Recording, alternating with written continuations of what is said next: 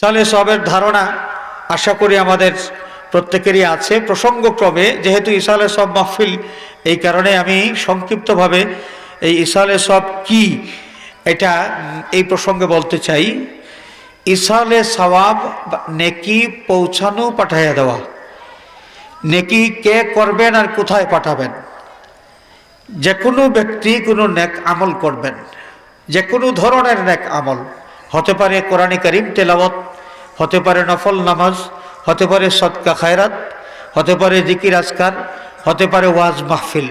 যে কোনো নেক কাজ করার পর আল্লাহর পক্ষ থেকে যেটুকু সওয়াব তিনি আশা করবেন, এই নেক আমলের যেটুকু সওয়াব তিনি আশা করবেন, এই সওয়াবটা অন্য কোনো মানুষকে দান করা, অন্য কোনো মানুষের আমলনামার মধ্যে পৌঁছাইয়া দেওয়া, এর নাম হলো ইসালে সওয়াব। একজন আমল করবেন, তার আমলের সওয়াব অন্য কোনো মানুষকে দান করবেন। অন্য কোনো মানুষ জিন্দাও হইতে পারেন, মুর্দাও হইতে পারেন। আমরা মনে করি ইসালে সওয়াব শুধু মুর্দেগানের ইসালে সওয়াব হয় না। আপনি ইচ্ছা করলে নেক আমল করার পর এই নেক আমলের সওয়াবটা জিন্দা কোনো ব্যক্তিকেও দান করতে পারেন। আপনি নিয়ত করবেন, আপনার বাবা জিন্দা আছেন, মা জিন্দা আছেন, আপনি নিয়ত করবেন যে আমি 10টা টাকা সদকা করলাম, এই সদকার সওয়াবটা আমার বাবার আমলনামার মধ্যে যেন পৌঁছে। ইসালে সওয়াব মুর্দা ব্যক্তিদের যেভাবে করা যায়, জিন্দা ব্যক্তিদের সমানভাবে করা যায়। তবে জিন্দা ব্যক্তিদের ইসালে সওয়াবের চাইতে মুর্দা ব্যক্তিদের ইসালে সওয়াবটা অনেক বেশি গুরুত্বপূর্ণ। তার কারণ জিন্দা ব্যক্তি যিনি আছেন তিনি নিজে আমল করে সওয়াব কামাই করতে পারবেন, সেই সুযোগ তার নিজের আছে। কিন্তু মাইয়িত যারা কবর দেশে চলে যান, কবর দেশে চলে যাওয়ার পরে নিজে আমল করবেন আর আমলনামার মধ্যে সওয়াব বাড়াইবেন, বৃদ্ধি করবেন, সেই সুযোগ আর থাকে না। এই কারণে মুর্দেগানের ইসালে সওয়াব এটা অত্যন্ত গুরুত্বপূর্ণ, তাৎপর্যপূর্ণ। তো হাজিরিনে কেরাম, আমরা এই যে একজন আমল করি, আরেকজনকে সওয়াব দান করি, যাকে সওয়াব দান করলাম এই সওয়াবটা তার নিজের আমলের নয়, অন্য একজন মানুষের আমলের সওয়াব। তো একজনের আমলের মাধ্যমে আরেকজনের উপকার হয় কি না, একজনের আমলের সওয়াবটা অন্য কোনো মানুষের আমলনামায় যোগ হবে কি না, এটা একটা প্রশ্ন। অনেক প্রাচীন কাল থেকে মুসলমানদের মধ্যে একটা বাতিল ফিরকা আছে। বাতিল ফিরকাওয়ালারা, যাদের নাম হচ্ছে মুতাজিলা। মুতাজিলিরা তারা বলে যে একজন আমল করবেন না, তার আমলের সব আরেকজনকে দান করবেন, তাহলে যদি আল্লাহ রাব্বুল আলামিন ওই ব্যক্তিকে সওয়াবটা দিয়ে দেন, এটা তো তার নিজের আমলের সওয়াব নয়, তাহলে সে অতিরিক্ত সওয়াব পেয়ে গেল, নিজের আমলের অতিরিক্ত সওয়াব পেয়ে গেল। আর কোনো মানুষকে তার নিজের আমলের অতিরিক্ত সওয়াব দেওয়া অথবা আমলের চাইতে সওয়াব কম দেওয়া, এটা আল্লাহর জন্য বেইনসাফি, নাউজুবিল্লাহ বলেন। তো অতিরিক্ত সওয়াবটা যদি তিনি পেয়ে যান, আল্লাহ রাব্বুল আলামিন যদি তার আমলনামায় এই সওয়াবটা পাঠিয়ে দেন, তাহলে মুতাজিলারা বলে যেহেতু নিজের আমলের চাইতে পরিমাণে বেশি সওয়াব পেয়ে যাবে এরা, অতএব ইসালে সওয়াব এটা মেনে নিলে আল্লাহর যে ইনসাফটা ঠিক থাকবে না। এরা ইসালে সওয়াব অস্বীকার করে। একজনের আমলের মাধ্যমে আরেকজন মানুষ ফায়দামন্দ হবে, এটা তারা বিশ্বাস করতে চায় না। হাজিরিনে কেরাম, মুতাজিলা বলুন আর পৃথিবীর কোনো পণ্ডিত বলুন, ইসলামিক স্কলার বলুন, বর্তমান যুগে তো উলামা মাশায়েখ নাই, সবাই ইসলামিক স্কলার হয়ে গেছে। তো দুনিয়ার ইসলামিক স্কলার হোক আর যেই হোক, ইসালে সওয়াব সম্পর্কে আমাদের নবী করিম সাল্লাল্লাহু আলাইহি ওয়াসাল্লাম থেকে কোনো ফয়সালা যদি আমরা পেয়ে যাই যে এটা আসলে কাজটা করলে ঠিক হবে কি হবে না, কোনো উপকার হবে কি হবে না, আল্লাহর নবী কি বলেন, নবীর কাছ থেকে কিছু যদি আমরা পাই, দুনিয়ার কোনো পণ্ডিতের কাছ থেকে এই ব্যাপারে মসলা জেনে নেওয়ার আর কোনো দরকার নাই। একখানা হাদিস শরীফ, অনেকগুলো রিওয়ায়াত আছে, অনেক, একখানা হাদিস শরীফ আমি আপনাদের সামনে তেলাওয়াত করে শোনাচ্ছি, যে হাদিস শরীফ থেকে আমরা এই ধারণাটাই, জ্ঞানটা লাভ করতে পারবো যে আল্লাহর নবী ইসালে সওয়াব সম্পর্কে কি বললেন। একজন সাহাবী, তিনি আল্লাহর হাবিবের খেদমতে হাজির হয়েছেন। হাজির হয়ে তিনি আরজ করেন, ইয়া রাসূলুল্লাহ ইন্না উম্মি কাদ উফতুলিতাত নাফসুহা। ইয়া রাসূলুল্লাহ, আমার আম্মাজান হঠাৎ করে ইন্তেকাল করেছেন। আমরা অনেক সময় দেখি কোনো মানুষ মারা যাওয়ার আগে লক্ষণ বোঝা যায় যে তিনি আর বাঁচবেন না। তো এমন লক্ষণ যদি বোঝা যায় তাহলে দেখা যায় যে ওই লোকটা তার সন্তানাদি, তার আত্মীয় স্বজন সকলের কাছে কিছু কথা ওসিয়ত করে যাওয়ার সুযোগ পেয়ে থাকেন। কিন্তু হঠাৎ করে কেউ যদি মারা যান, ভালো মানুষ, রাতের বেলা এশার নামাজের পরে খাওয়া দাওয়া করেছেন, হঠাৎ করে ঘুমানোর আগে ইন্না লিল্লাহি ওয়া ইন্না ইলাইহি রাজিউন, এই লোকটা মারা গেছেন। হতে পারে এমন ভালো মানুষ একসাথে এশার নামাজ পড়েছেন মসজিদে, দেখা গেল যে বাড়িতে যাইয়া আপনি খাওয়া দাওয়া করার পরে মাইকিং হচ্ছে, মাইকের মধ্যে সেই লোকটার নাম উচ্চারণ করা হচ্ছে যিনি দুনিয়া ছেড়ে বিদায় নিয়েছেন, একই কাতারে দাঁড়াইয়া আপনার পাশাপাশি দাঁড়াইয়া যিনি এশার নামাজ আদায় করেছেন, হঠাৎ করে মারা যাওয়া হতে পারে এমন। তো এই সাহাবীর আম্মা ঠিক এমনিভাবে হঠাৎ করে মারা গিয়েছেন। তার সন্তানদেরকে তিনি ওসিয়ত করবেন এই ধরনের কোনো সুযোগ পান নাই। তো এই সাহাবীর ধারণা যে আমার আম্মাজান যদি ওসিয়ত করার সুযোগ পাইতেন তাহলে আমাকে ওসিয়ত করতেন, আমি যেন তার জন্যে সদকা খয়রাত করি। এটা হচ্ছে তার নিজের ধারণা। তো আল্লাহর হাবিবের খেদমতে হাজির হয়ে আরজ করেন, ইয়া রাসূলুল্লাহ ইন্না উম্মি কাদ উফতুলিতাত নাফসুহা, ইয়া রাসূলুল্লাহ হঠাৎ করে আমার আম্মা জান ইন্তেকাল করেছেন। ও আযুন্নুহা, আমার ধারণা লাউ তাকাল্লামাত তাসাদ্দাকাত, যদি তিনি কথা বলার সুযোগ পাইতেন, আমাকে ওসিয়ত করার সুযোগ পাইতেন, কিছু বলে যাওয়ার সুযোগ পাইতেন, তাহলে অবশ্যই তিনি আমাকে বলতেন আমি যেন তার পক্ষ থেকে সদকা করি, তার জন্য সদকা খয়রাত করি। তো তিনি তো এটা বলে দিতে পারেন নাই। আফালাহা আজরুন ইন আতাসাদ্দাকু আনহা, ইয়া রাসূলুল্লাহ আপনার কাছে আমি জানতে চাই, আমি যদি এখন সদকা খয়রাত করি তাহলে এই সদকার সওয়াবটার মালিক কি আমার আম্মাজান হবেন? সওয়াবের মালিকানা লাভ করবেন, এই সওয়াব পাবেন সাহাবীর মা, আর সদকা করবেন সাহাবী নিজে। তাহলে সাহাবীর মা যে সওয়াবটা পাবেন এটা তার নিজের আমলের সওয়াব নয়, বরং তার সন্তানের আমলের সওয়াব।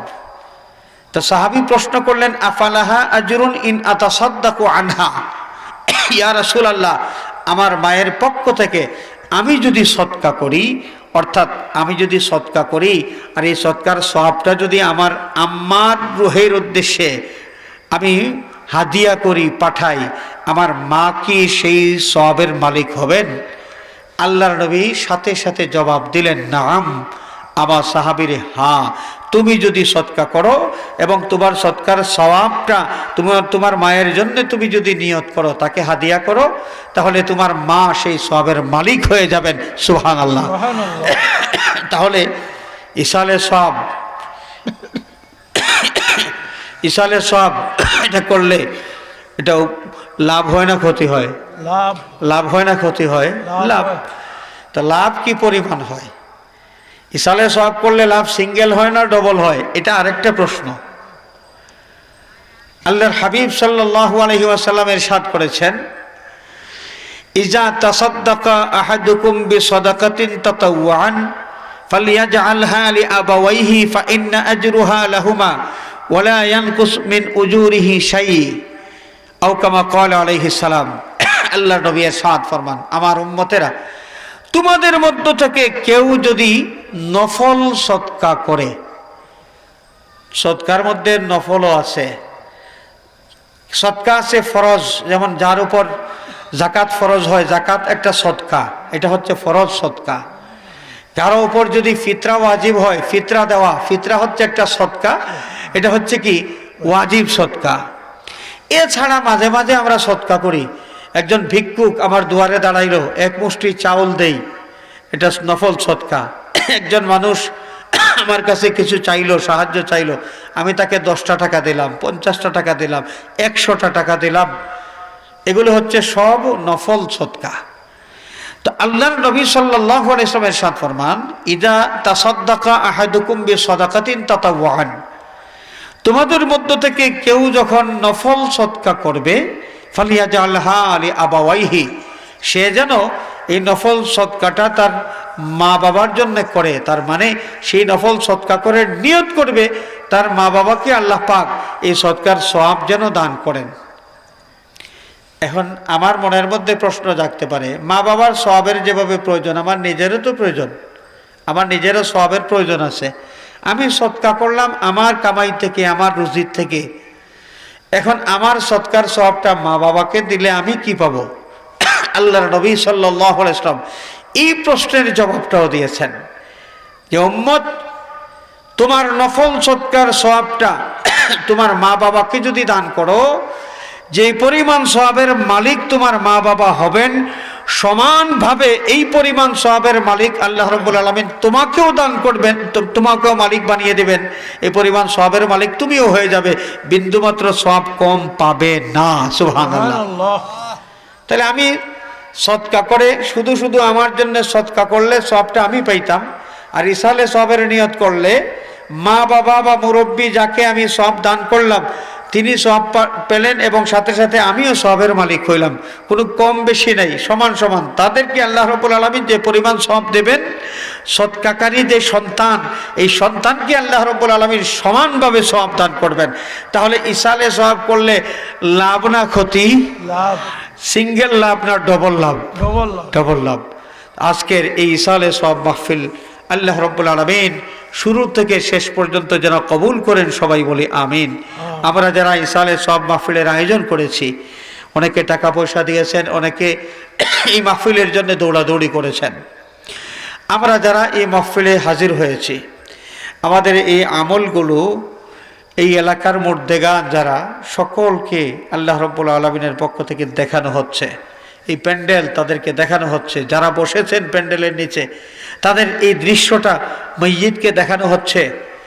যারা এই মাহফিলের জন্য দৌড়াদৌড়ি করেছেন, আল্লাহ রাব্বুল আলামিন তাদের এই দৃশ্যটা তাদের কবরবাসী মসজিদ যারা তাদেরকে দেখিয়েছেন। আচ্ছা আপনারা বলুন, এই মনিরগাতি এলাকার মুর্দেগান যদি তারা দেখেন, যদি তাদেরকে দেখানো হয়, তাদের রেখে দেওয়া সন্তান, ভাই বিরাদর, বংশধর, প্রতিবেশী যারা তাদেরকে সওয়াব হাদিয়া করার জন্য নেক মাহফিলের আয়োজন করেছেন, এটা দেখার পর তারা খুশি হবেন না বেজার হবেন?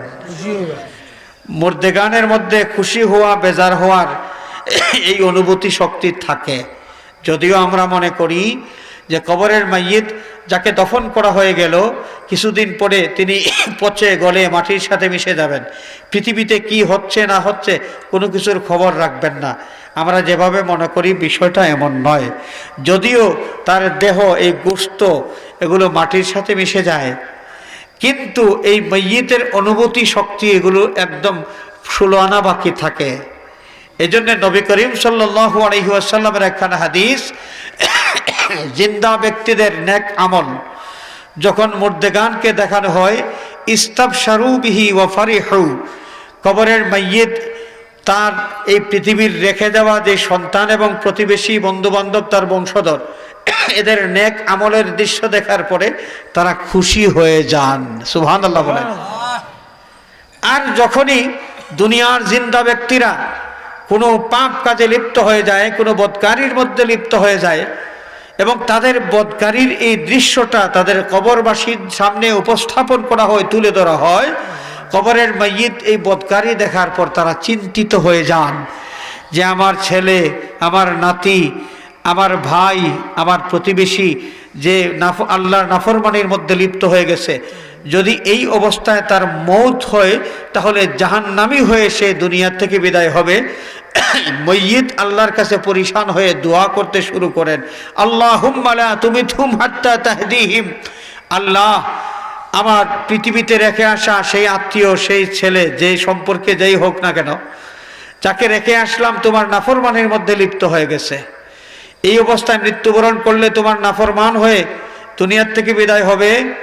আল্লাহ একে একদম যথাযথভাবে হেদায়েত না দিয়া, পাপ কাজ থেকে তাকে না ফিরাইয়া, তুমি তার কাছে মৃত্যুদূত মালাকুল মউত আজরাইল আলাইহিস সালামকে পাঠাইও না, তাকে তুমি মউত দিও না।